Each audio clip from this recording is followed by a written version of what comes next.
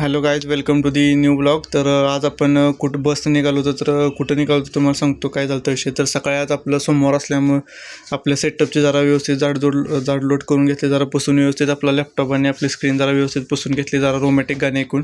त्याच्यानंतर आज आपल्या एक रिलेटिव्हचा नंबर लावायचा होता बोथरे हॉस्पिटलला, तो आपण तिथं नंबर लावून टाकला.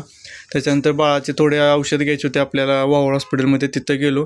त्याच्यानंतर आपल्याला आज आपल्या गाडीची पहिली सर्व्हिसिंग होती, जी की आपली FZ गाडी होती. यामाच्या शोरूमला आपण व्हिजिट केली. त्याच्यानंतर एम्प्लॉई नुसतेच आले होते, म्हटलं सकाळी गेल्यानंतर कसं जरा लवकर नंबर लागतो, त्याच्यामुळे आपण तिथे गेलो होतो. आणि आपल्या गाडीचं त्यांनी जॉब कार्ड वगैरे इथं बघून घ्या तुम्ही. जॉब कार्ड वगैरे आपली तयार करायची त्यांची प्रोसेस चालू होती. त्याच्यानंतर तुम्ही म्हटलं हे बघा शोरूमचा नजारा बघून घ्या तुम्ही.